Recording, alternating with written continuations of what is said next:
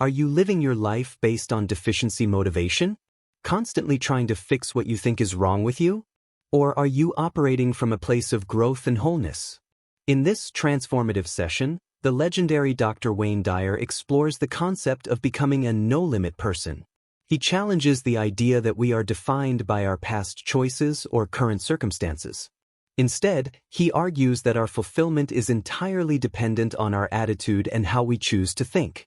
Dr. Dyer breaks down the art of taking charge of your own life through 5 powerful shifts in perspective, moving from appearances to quality, valuing your own inner standards over the opinions of others, rules to ethics, doing what is right because it aligns with your internal moral compass, not just because it's a rule, achievement to knowledge, valuing learning and growth over the collection of awards and merit badges, authoritarianism to personal authority, finding power in self-mastery rather than controlling others, acquisitions to serenity, discovering that peace creates abundance, not the other way around. Prepare to shift your mindset from striving to arriving, as Dr. Dyer explains why happiness isn't a destination you reach, but a way of traveling. And here is Dr. Wayne Dyer. The topic, if there is such a thing, for today is choosing your own greatness, or being a no-limit person, taking charge of your own life. Something I really believe, that you are the sum total of all of the choices that you've made up until now. And anything about yourself or your life that you don't like or isn't working or isn't mobilizing you is to be looked at in terms of, can I grow? Rather than, why did I do it, or isn't this wrong?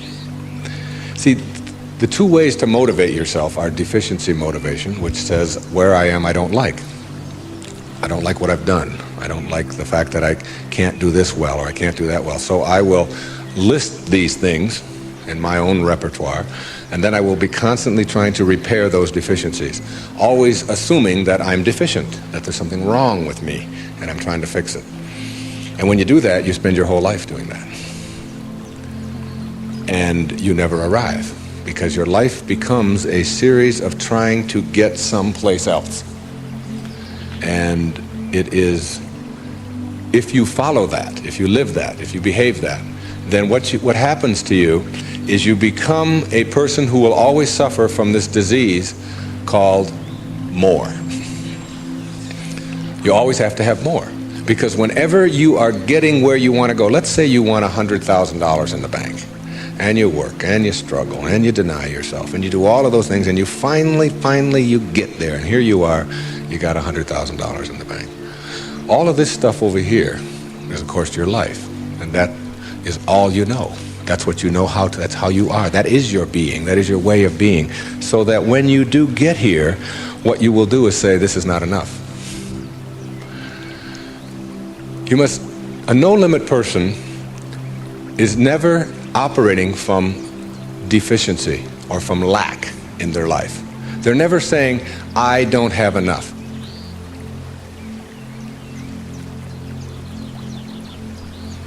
You see, you're never going to get enough. You already are everything. You're everything that you need. Think of it for just a moment. Everything that you need to have total bliss, perfection of your life, you already are. You already have it. You came into this world with nothing. That's how you're going out. And the time that you have here, what you have is your uniqueness, your specialness, and you don't need anything else. Now think on this. If you don't know how to appreciate what you have and where you are in your life, you don't need anything else. Because if you do get something else, you won't know how to appreciate that either. You'll just want more. Or you'll want it to be different. Or you'll want it to be the way it used to be. Or you'll want someone else to be the way you think they should be. Successful people, or no-limit people, or self-actualizing people, or inner-directed people, whatever labels that have been put on them by great thinkers and philosophers and therapists and people that have looked at human beings. These kinds of people are people who always have enough. There are some people, if you invite them over and you say, I'd like you to come over tonight, and I'd like you to stay over if you can, instead of having to drive back. And they'll say, well, can you stay? And I say, well, I don't know if I can stay or not. Well, you could sleep on the cot. Oh, no, I could never sleep on the cot. I can't sleep on cots. I got a sciatica. Don't you know that I have back pain and cots? No, that's out of the question. I couldn't sleep on a cot. And what about breakfast? Well, we don't have any food, but we have some old grapefruit that are in the refrigerator. They have a few spots on them. Oh, no, I could never eat grapefruit. And spots? No, thanks. I can't eat grapefruit spots. I just couldn't do that. And these are people who never have enough. They are not able to be flexible and to change. And there are other people, if you say, would you like to sleep over? We got a place in the sewer. Hey, that'd be great. I can handle that. No problem. I've slept there before. It's all right. And all we have is grapefruit. Oh, I love grapefruit. Well, we've got spots on them. Oh, I really like grapefruit spots. Those are terrific. I'll go for those. There are some people who can handle anything, not because their circumstances are different. You see, your circumstances have very little to do with your fulfillment in life. Very little. It's how you're approaching your circumstances. It's your attitude towards your circumstances that make all the difference in the world. And taking what you are and accepting it. I got to show you this. I don't know if the camera can get this. This is a little advertisement that was in the Detroit Free Press for last September. I was giving a speech at the Unity Church of Today in Detroit, and it says, Dr. Wayne Dyer will talk about your inner child and how to deal effectively with problems in all relationships. And it was a real nice ad, you can see that. Then on top of the ad, in the same paper, there's another ad. And the ad says, face it.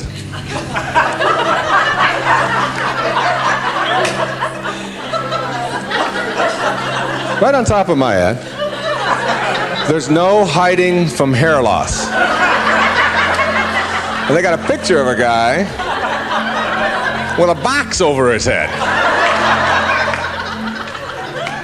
And they have a before and after guy there. And the after guy looks like he's just found fulfillment. And it says, you can't run and you can't hide. Hair loss is a problem, and unless you take action, it will continue. Now, we've got to look at this in terms of what I can do with this and how I can handle this. See, my daughter helped me with being bald a long time ago. She said, Dad, you're not really bald. Don't think of yourself that way. She said, you're just about this much taller than your hair. That's all. Just sort of a nice way to look at it, too. I just sort of outgrew my hair. I sort of transcended my hair, if you will. All right? No limit people are human beings who take what they are and accept it, and don't tell themselves that somehow they're deficient because of anything about themselves.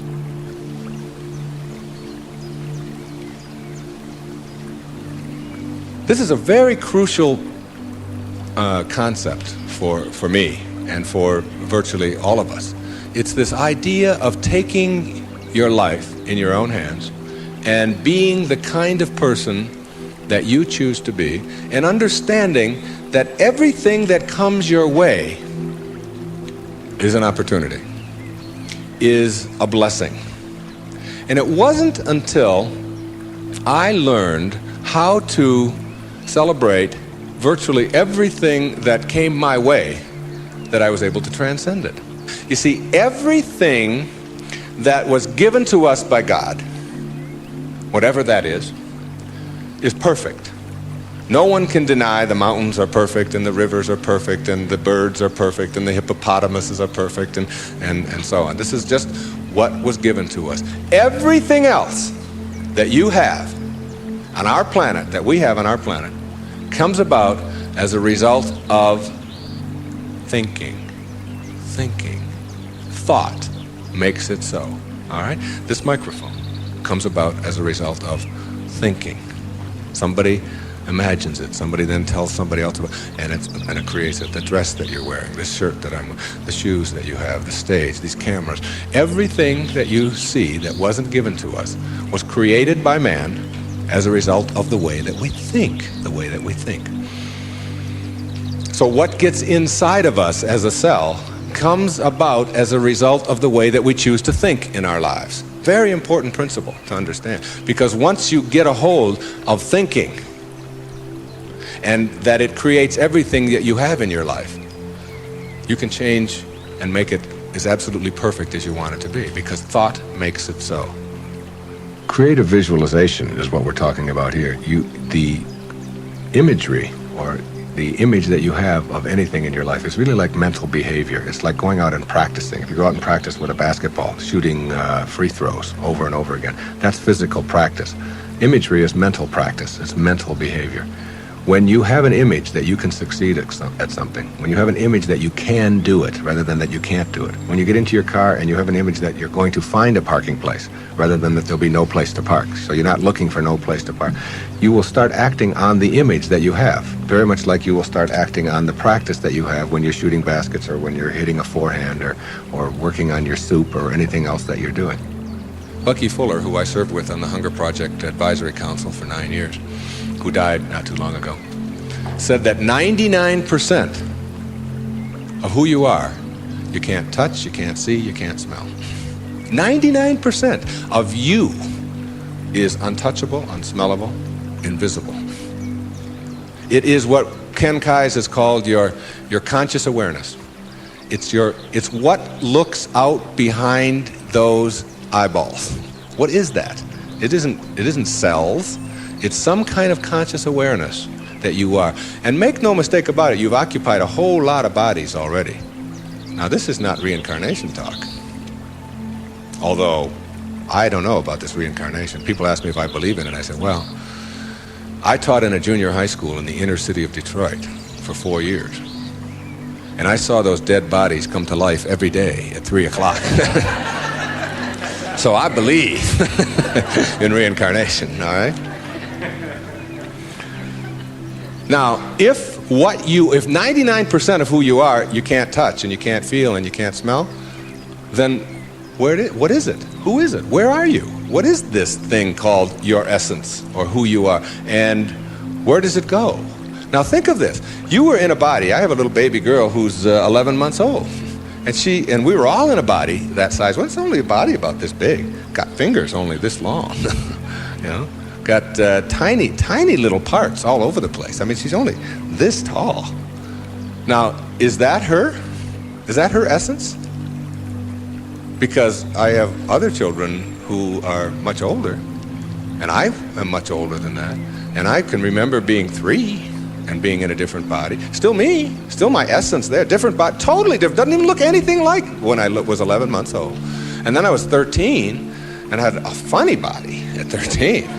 But still my essence was there in a whole new body. Hairs growing all over the place that I didn't understand, all kinds of things happening to it, you know. Then hairs falling out of it later on, you know. Looking at those hairs that fall out and say, what held it in yesterday? You know, I don't know. I don't even understand that, okay? And so it's like who I am has been in many, many bodies already, all right? And that essence, you see, everything on our planet that is alive can never die. It can never die. Life doesn't die. It just transforms. It just moves on to new places and new ways of being, new ways of being. And the way of being that is the most transcendent of all is this way that comes from seeing yourself as love and only having that to give away. Only having that to give away. Let's say I were to stand up here in front of you and just visualize for a moment that I have an orange. And I take this orange and I squeeze it as hard as I can squeeze it, okay? What's gonna come out? Juice. What kind of juice? Orange juice. Apple juice, any chance? Once in a while?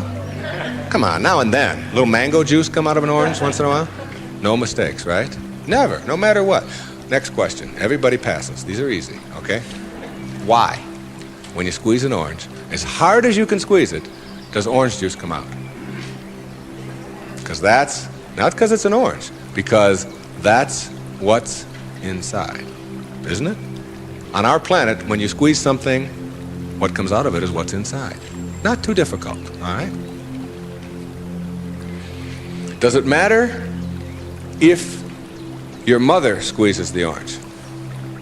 Does it matter what instrument she uses? Does it matter if you just had your period and then you squeeze an orange? Does it matter if your boss squeezes it? How about if your kids do it? Your kids squeeze an orange. Does it matter? Does it matter what time of day? Suppose they do it at noon, all right? How about at 4 in the morning? Does that matter? Whenever you squeeze an orange, the only thing you get out is what's inside, right? No arguments. Same thing works for you. Same principle works for you. It's a principle of the universe, all right? Someone squeezes you. That is, someone puts pressure on you. Someone says things about you that you don't like. Someone puts tension on you, whatever. Your boss says something to you that you don't like. And out of you comes anger. And out of you comes hatred. And out of you comes fear. Or out of you comes stress. Or out of you comes tension. Why? Is it because of your boss and the way they squeeze you? Never. Is it because of your mother? I mean, she really can be a pain sometimes, right? Is it because of your children? No. What comes out of you always when someone squeezes you is what's inside. This is the vital principle of being a no-limit person. It's so crucial to get this and understand that. That if you have any hatred in your heart for anyone in this world, or any anger, or any fear, or any of those things, it has nothing to do with the rest of the world. It only has to do with what you put inside. Now, how does what gets inside of you get there? That's the key. How does it get there? As you think. Only as you think. You see, there's no anger in the world. There's no stress in the world. There's no tension. It's perfect. We've already established. It's perfect place. It works just fine.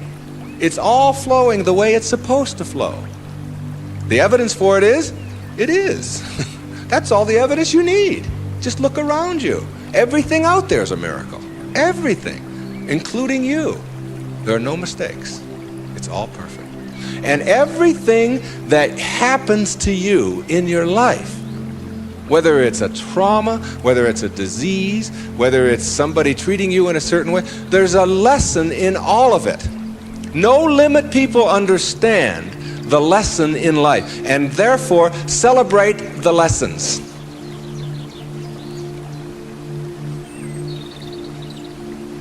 It's true. And when you get to that point in your life where you're not cursing the things that come your way and blaming the things that come your way, and particularly blaming it on somebody else, and you hear it all the time. She hurt my feelings. How's that possible? How can anybody hurt your feelings? Your feelings come from your thoughts.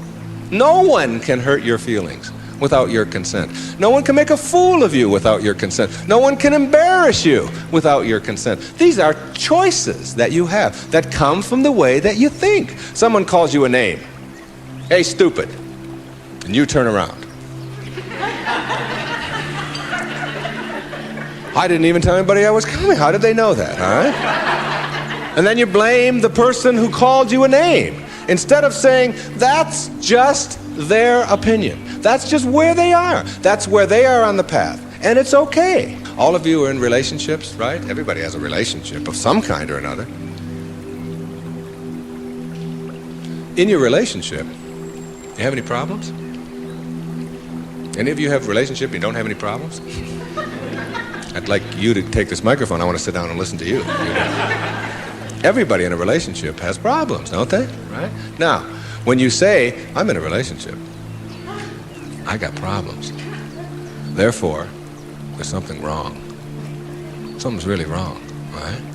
Now, if you're in a relationship and you have problems and something is wrong, you got to call in a consultant, right? You got to call in somebody to help you with the problems. You don't want the problems to go on. Who are you going to call in? You only got yourself. That's all you got. You might get a therapist once in a while, but they got worse problems than you do. The only consultant who can help you with your problems is you. And who is that consultant that you're calling in? We've already established that there's something wrong with that person, right? Something wrong. So now you're going to call in a disabled person to deal with your problems in your relationship, right? Now this is a really sick approach to curing your problems. You got somebody who says, we got a problem, you don't talk to me, and I didn't talk to you, and you came home late last week, and this week I called you, and you didn't call, and I was supposed to call you, and then you didn't do it, and how can you do that? Now this is the consultant you're calling. Excuse me, will you come in and help us? I don't know if I can help you or not, I didn't come home. That's the person you got to deal with your problems. All right? Now what you can do is you can change all of that around. You can say, I'm in a relationship. We got problems. There's nothing wrong with that. That's the way things are, you know. My problem is that you are different than I am. And you think differently than I do. And you behave differently than I do. And you smell different than I do. And you have all of these attitudes over here that I don't have. Nothing wrong with that. That's the way it is. When two people get together in a relationship, you don't have two people becoming one. If you do that, then what you end up with are two half persons. Who wants a half a person in a relationship? You always are single. Even if you're married and and involved in a relationship you're still always single. You're still always you. Your unique, special, perfect self that is not trying to love, but who is love, who lives love, who is being love. The same as if you pray to God and say, God, will you please help me with my problems, and want God to do it for you. Never happen. You've got to be God, not be afraid to carry God around inside of you. If you want to get healed, you have got to understand that you're not going to get healed if you are asking someone else to heal you. And ask any doctor that you know, any surgeon particularly, who's taking somebody into surgery, and ask them which person has a better chance of living, of surviving, say, serious surgery. Is it the one who has a will to live, or is it the one who's just given up? And the surgery and the cases are exactly the same, all right? But the person who has that will, which we can't define, you can't go out and get a bucket full of will and bring it in there. It's an attitude, it's an approach, it's a belief, all right, that you can do something. And when you have that belief about yourself, then you've got so much better opportunity to be well in your life. And a belief is everything. I don't know if you've ever thought of that. I watched a little girl, 5 years old, learning how to swim. And she's holding on to the edge of the pool, and she wants to get over here to the steps. And it's just 5 feet or 6 feet, and she'll let go and then she'll hold on again. She'll let go and she'll hold on again. And finally there comes a time when she lets go and goes for it. Okay, you've seen this with your children, and what you ask yourself is, in the moment before that when she was holding on, and then look at the moment afterwards, does she have any different skills? What's changed? Yeah, the skills she didn't have any new skills. She didn't learn any skills in that second. What she has is a belief that she can do it. And when you believe it, when you really just believe that you can do it, that's what allows you to swim. And when you think about it now, do you know how to swim? Yeah, so when you dive into the water, you don't think about that. You just know when you dive into the water, you can swim. You don't have any necessary swimming skills or anything like that. Or when you get on a bicycle, you get on, you know that you're going to, unless you believe you can't, because you've never gone out there and tried it and worked on it and done it. You told a story of a patient of yours who had that very problem, who said she didn't know how to ride a bicycle. Yeah, Gail, who came to me many years ago. And you know why she said she couldn't ride a bicycle? Because her mother wouldn't let her get on one. Cop out. Yeah, absolutely. And she had these beautiful big white teeth, and her mother had always told her you could fall and break your teeth, and I wouldn't want that to happen to you. So here she was now in her 30s, and telling me that she couldn't ride a bike, and she was in therapy. And I said to her, okay, let's go. She said, go? Where are we going? I said, well, I've got a bicycle downstairs, and I'm going to show you how to ride a bike. I'm going to have you teach yourself how to do this. And she said, look, I didn't come here to pay you the kind of money that I'm paying you to have you teach me how to ride a bicycle. I came here to find out why I can't. I said, oh, well, you're going to need another 30 seconds of therapy, easy, okay? The reason you can't is because you never got yourself on a bicycle. And until you do, you never will know how, and you just believe that you can't. Oh, that's the end of that. There's no more to talk about that. Now, what we have to do is get you to get out there, and we went downstairs, and there was a woman's bike, and I've helped a lot of people to teach themselves how to ride a bike. And what you do when you help someone to teach themselves how to ride a bike, because you don't teach anybody how to ride a bike, okay, is you let them do it all themselves. You let them hold it, you let them balance it, you let them move with it, you let them put the pedal down and move it themselves, and you stand back. You say, no, when you're ready, and then you move it, and you hold on for a second, then you put your foot back down, and you practice it and practice and practice that all yourself, with just someone encouraging you, and before long, in just a matter of minutes, when I tell you it was minutes, and this woman had never been on a bicycle before. She rode like 2 blocks on a bicycle. She couldn't believe that she now had a belief. Being, to me, means seeing the greatness and the uniqueness in you and never letting anybody else convince you to the contrary. When people ask me, come on, you're always talking about being up and you're always positive and so on, you mean to tell me that you're always that way? I say, yeah, I really am. And it isn't because I'm out there doing something in an artificial way. It's an authentic response to my having gotten the junk out of me. And the junk is the way that I used to think, the way that I used to think. Think for a moment, if you can visualize right here, a clock, a big clock. And the hands on the clock go from 1 to 12. The clock starts right out here with the minute hand, and it goes over towards the 3, the hour hand, minute hand. And that's the time in your life when you are moving away from yourself, from your true self. That's the time when you are trying to put other people down, trying to prove that you're bigger and better than somebody else, trying to make yourself right all the time, as opposed to being with somebody else.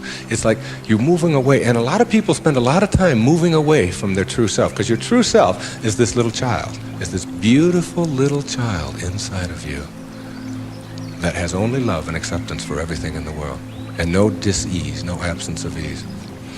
You move away towards the 3, and then you move down here this way, and you're still moving away from yourself until you hit the 6. The 6 is the point in your life, symbolically, metaphorically here, when you are the furthest away from yourself that you can be. It's the low point in your life.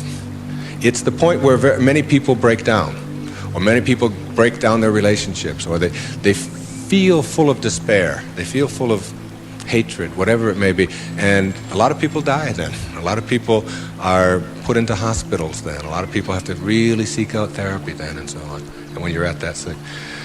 There's another part of the clock that goes from 6 to 12 that I think of as living in the light.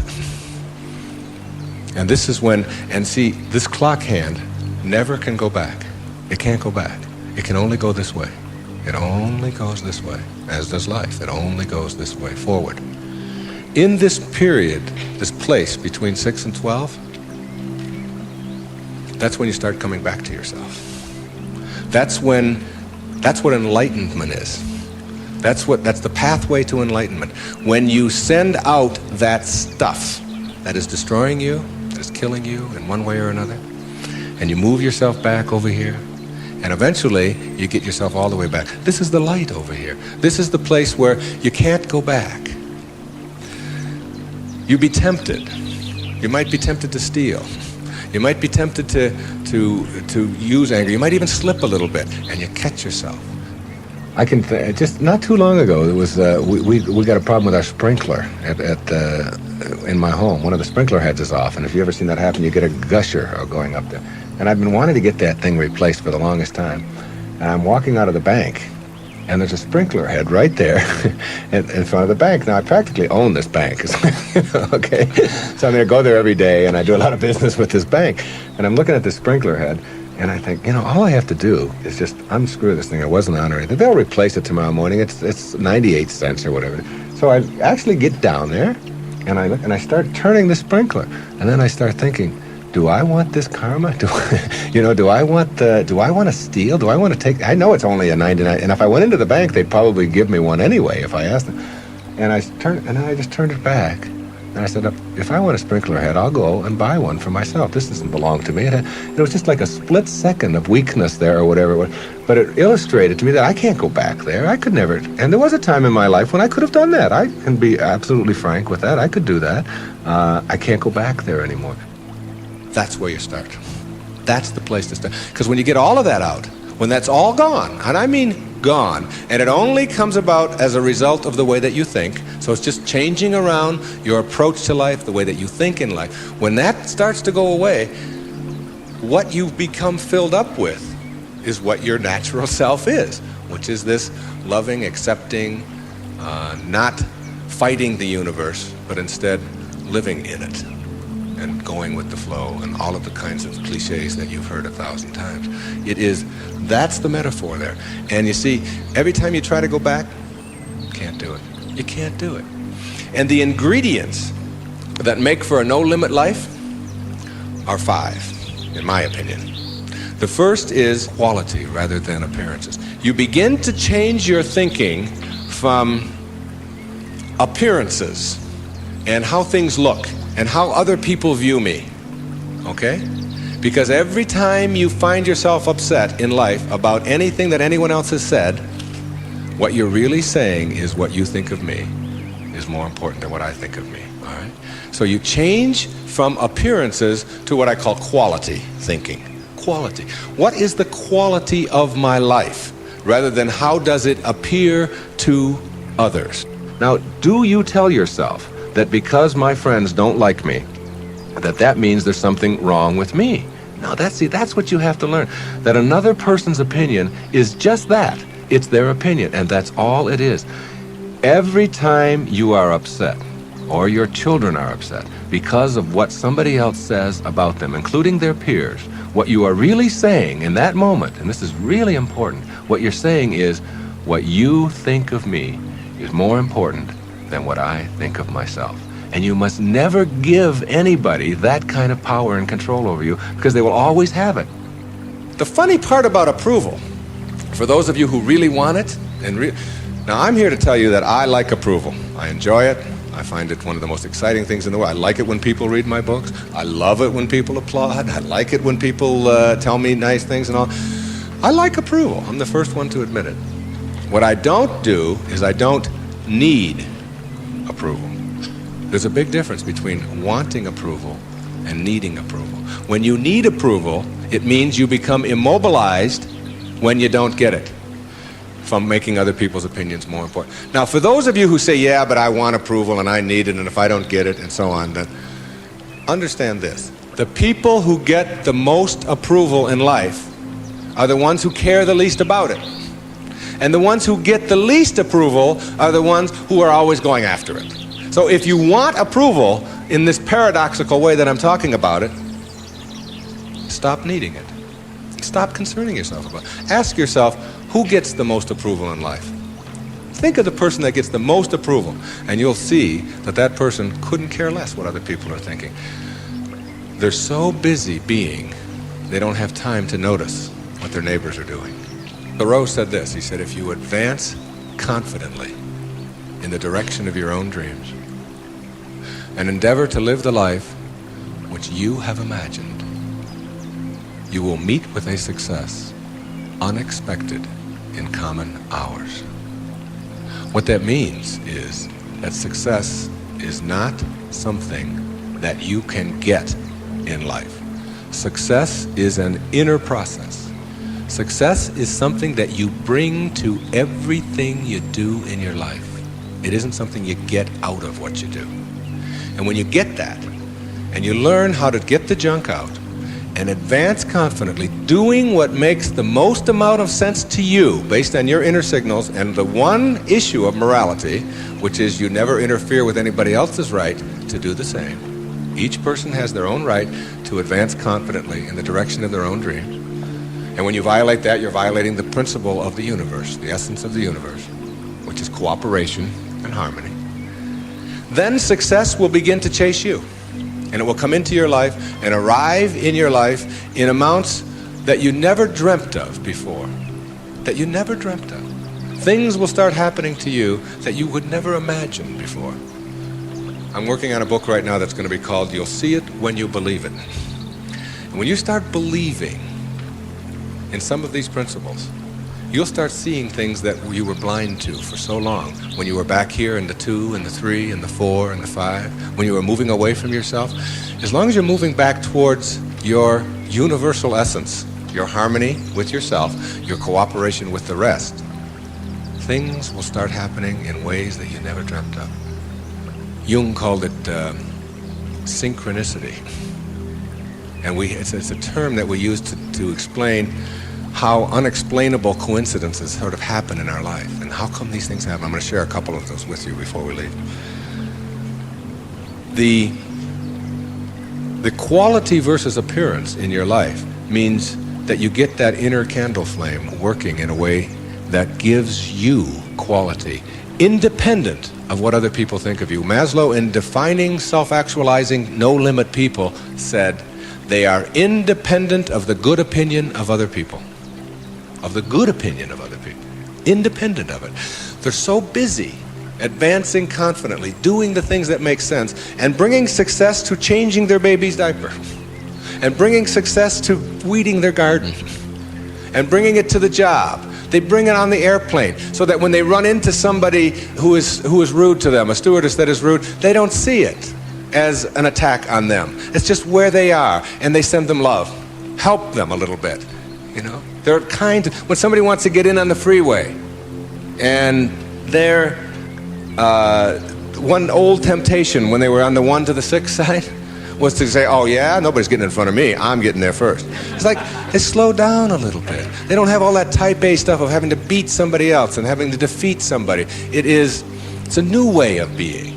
It's a way of quality where your harmony allows you to cooperate, and you are a part of what this whole thing is about.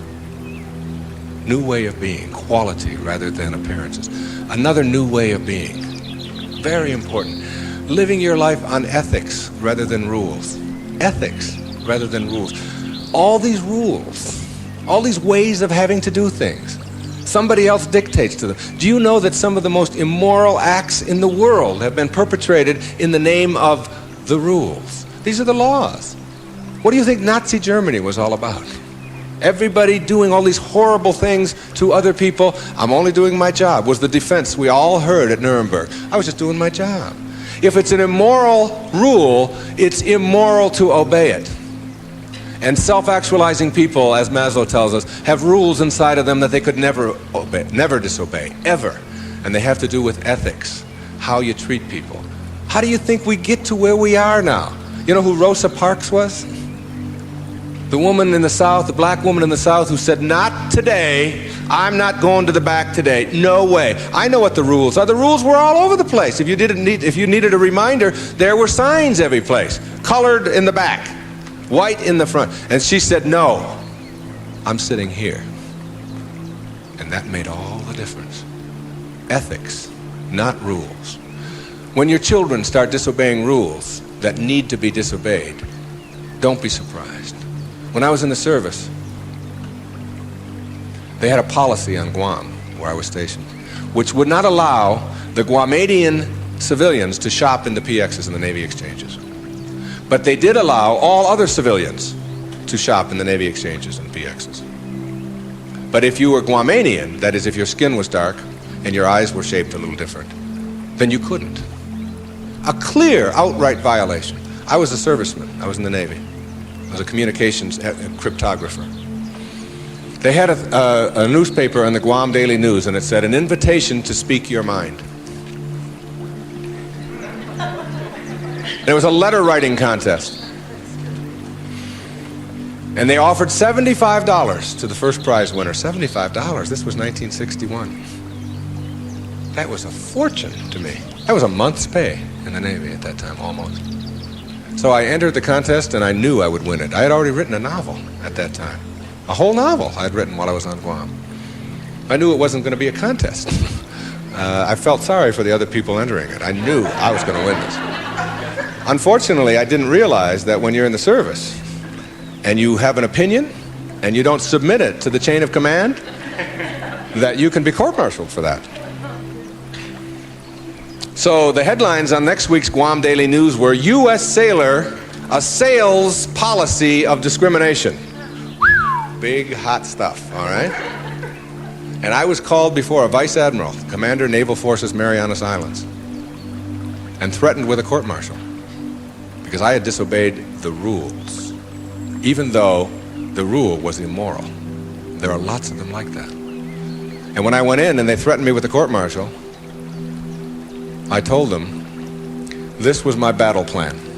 They didn't have Xerox machines in those days, so I had to get a lot of carbon paper.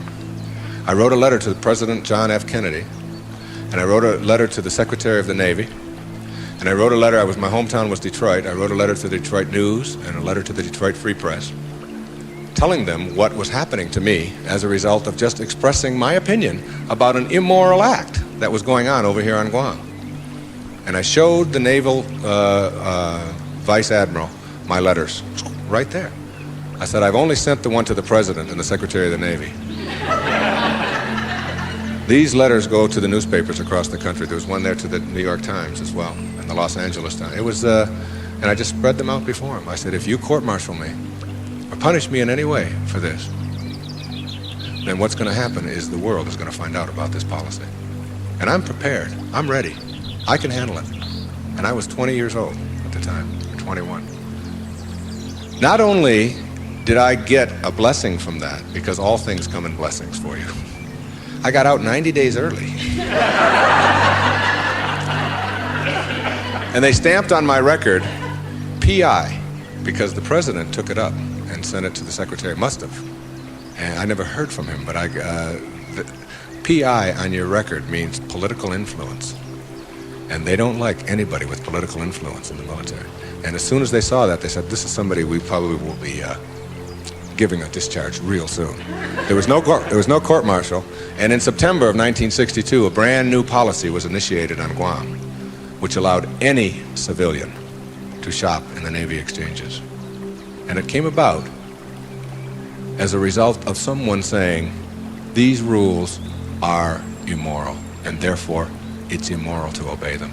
New ways of being, ethics rather than rules. And when your kids want to know why, how come these rules are so stupid? How come we have to do this? Encourage them to change them. My mother always did that. She would have to help me get out of the messes that I got myself into, because I did it in my impetuous youth. I would just, when they would say to me, what's more important, your job or school? I was just honest. I said, to my job, of course. That's how I felt in those days. But what you do put out in the world is exactly what's coming back to you. And if you find things coming back to you that you don't like and don't understand, don't ask yourself why these things are coming to you. Ask yourself what you're doing to make them come back to you. And when you start putting the responsibility on yourself, you'll start seeing dramatic changes. Dramatic changes. A new way of being. Instead of ethics, instead of rules, ethics. Another new way of being. Instead of looking all your life for achievements and externals, try living your life on knowledge for the sake of knowledge. Knowledge instead of achievement. For the sake of knowledge. Being in a context in which you don't have to collect a lot of merit badges. You don't have to collect a lot of awards and other people's value judgments.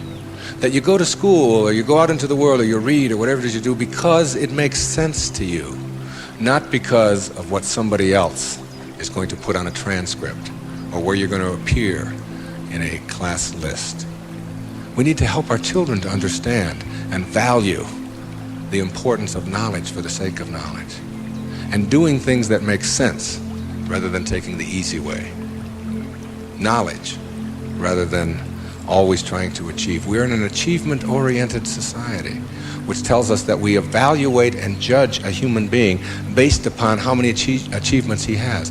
But most of the people who get caught up in that trap and are always in this circle of trying to get ahead, trying to always get ahead, their reward for that almost always is higher blood pressure, ulcers, early deaths, and even things like cancer, we're beginning to find out, are related to the kinds of stresses that we have. And remember, it's a perfect universe. There's no stress in it. There's only people thinking stressful thoughts. And when you put that pressure on yourself to always achieve and get ahead of the other guy, you miss what it's really all about. There's nothing wrong with goals. It's falling in love with them that's the problem. It's not being able to be flexible and alter them. If you have a goal to get here, to get $100,000 in the bank, to get to this promotion, to get 2 cars in your garage, whatever it is that your goal is. And you're on your way to that, and you're always working at the goal. All of this stuff on your way to the goal is called striving, and that's what you learn, striving. And striving is a very low-level place to be. When you get to your goal, because all you've ever known is striving, you will just always suffer from this disease called more. You will just upgrade your goal to $200,000, 4 cars and 2 houses and another wife and a younger one, and all of these kinds of things. If you have a goal and you understand that every step along the way is a present moment to enjoy and to live, then the goal won't become any obsession. I don't have any goals in my life. People ask me, where are you going to be 5 years from now? What are you going to be doing? What's next for you? I remember what Lincoln said, who to me was like the greatest person who ever sat in that White House. He said, I never had a policy. He said, I just tried to do what made the greatest amount of sense each and every day of my life as I sat there as the President of the United States. And I think there's something really significant in that you don't have to get it all planned out and follow a certain pattern and do it a certain way. If you just sort of trust your inner instincts and go with that and live each moment, the goal stuff will all take care of itself. But if you're sacrificing and pushing your life aside and suffering on your way to trying to get someplace, you'll never get there. It will always elude you, because once you get there, you'll just have to upgrade it. And that's because that's all you'll know. Nowness is that purest form of sanity, living in this moment and enjoying it. And all the rest of it will sort of work its way out. Another new way of being for me is to think of yourself in terms of personal authority rather than being an authoritarian. Personal authority. A person who has authority never needs to dominate anyone else, ever. Dominating doesn't become necessary. In business, you can have authority. The people who have the most authority are the ones who listen the most, and the ones who are the most conscientious about what do other people have to say. A person in a relationship who has to dominate somebody else and has to make the other person submissive shows that they don't have authority, because they're getting their power not from within for themselves, but on the basis of who they can control. And that never lasts. That never lasts. The only thing that lasts is having inner power, if you will. Know thyself. That's what Shakespeare said. Know thyself. The more you know yourself, the more you become honest with yourself, honesty becomes just a way of life. No, I don't think the world necessarily does, but you can't run your world. You can't run your world based upon what the rest of the people in the world want or don't want. To me, honesty is like, it's a karma that goes out into the world. How people treat you in the world is their karma. How you react is yours. And when you react to it with dishonesty, that's what you're putting out into the world, dishonesty. And when you put dishonesty out into the world, that's what's going to come back to you, because what goes out is what comes back. That all, as you sow, so shall you reap. I mean, it's in every great institution that there is in the world, whether it's a religion or a philosophy or whatever. What you put out is what comes back. Whatever you plant is what you're going to get back.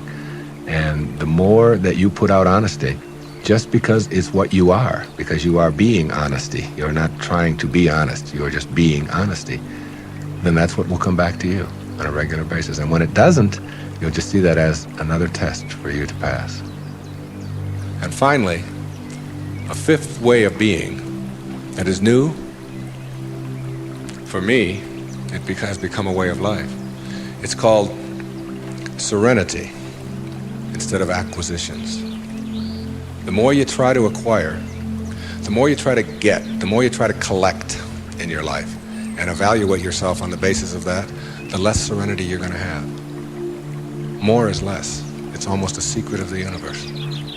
Serenity means inner peace. It means that you can find joy in every moment that you have in your life instead of always looking for it. It means that while you are driving along the countryside, and seeing, instead of saying, I'm on my way to this point, that you can open your eyes and see it with new eyes. See the rolling mountains, see the grass, see the deer, see the sky. See, you can just stop wherever you are in this second, wherever you are, and just look around you, and you can begin to appreciate just your surroundings and your environment. Then you can begin to appreciate the people that are in your life, and even the ones that are negative and you're having the most difficulty with.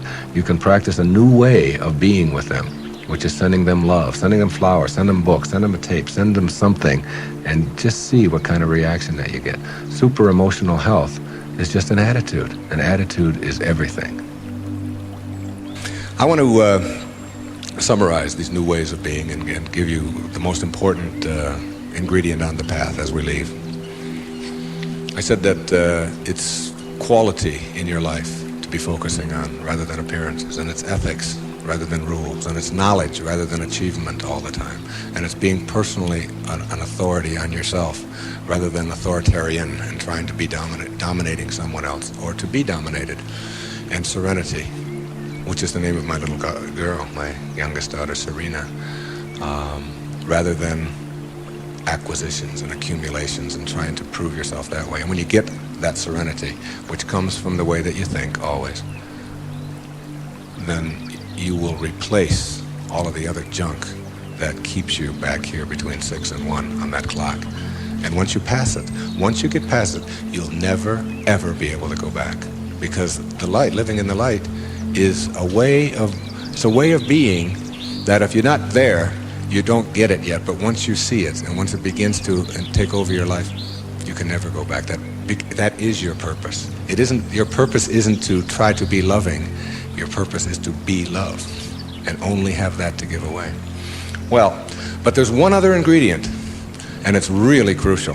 Forgiveness is the vital ingredient on the path of enlightenment.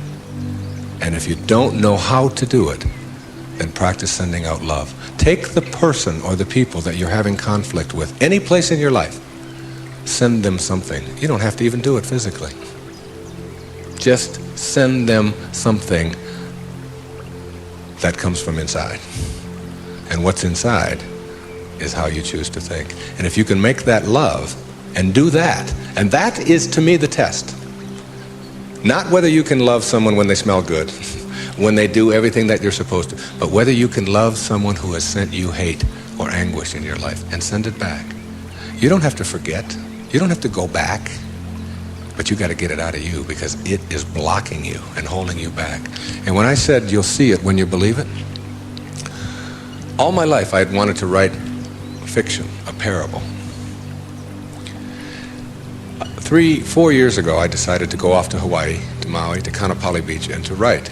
Now, the books that had made the most difference in my life were The Little Prince, Candide, Siddhartha, Jonathan Livingston Seagull, Illusions, Alice Through the Looking Glass, Gulliver's Travels, parables, teaching parables, stories that can tell a message. I went over to Maui, and I sat down on the beach, and I'd been talking about writing this, I'd been talking about doing this, and it was something that... And I have a little girl, and her name is Sky, S-K-Y-E. I decided to reverse the letters in her name, E-Y-K-S, and put an I in there, which symbolizes the self, Icus. And I just created this parable of a woman whose name is Icus, who lives on another planet. The planet is Uranus.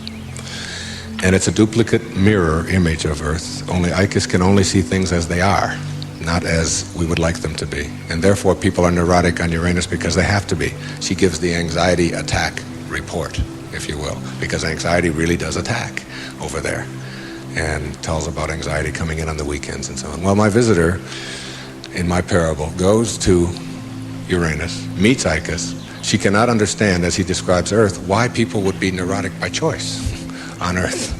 Why would anybody be unhappy or depressed or miserable when anxiety doesn't attack, and when elevators really don't scare you, and when if you want a complex on Uranus, if you want to give a complex to your wife, you go to the store and buy one. And she says, what happened? Well, my husband gave me a complex, and it's true.